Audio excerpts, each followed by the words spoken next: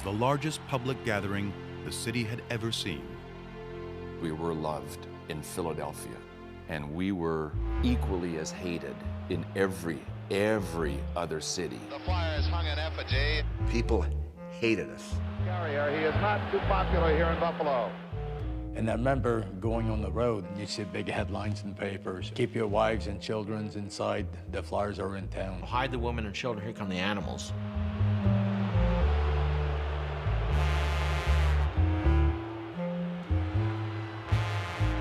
I had a friend tell me one time he wanted to drain his toilet and dry the enamel and paint a Flyer logo in the bowl.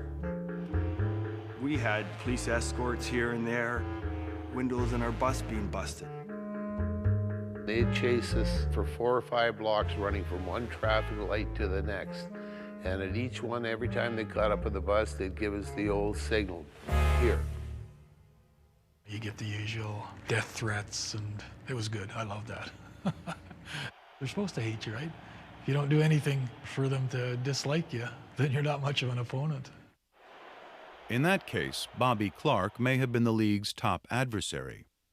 No player better fit the team's polarizing persona than number 16, a ruthless, toothless rink rat whose on-ice antics were semi-legal but fully effective. Bobby Clarke, 2 words, ferocious and relentless.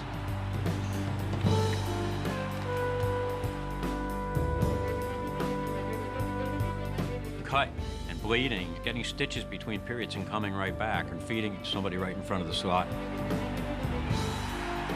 An ultimate warrior. He would leave it all out there, every minute of every game. His will bordered on the supernatural. From a very young age, I was taught that you work when you play. I didn't know any other ways. And if you couldn't be inspired, there's something wrong with you. Bobby Clarke was one of the most inspirational players ever. He's also one of the filthiest players ever.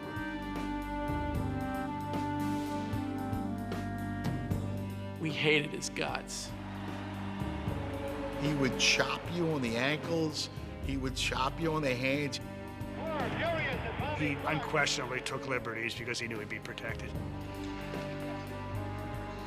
When anybody looked at him cockeyed, Kelly or Schultz or Selesky or Van Imp or somebody would beat the hell out of him. But there he really wanted Clarke, but the teammates protected him in a hurry.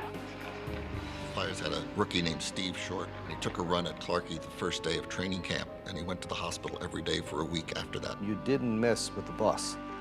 You don't mess with the Don, and Bobby was the Don of the Flyers.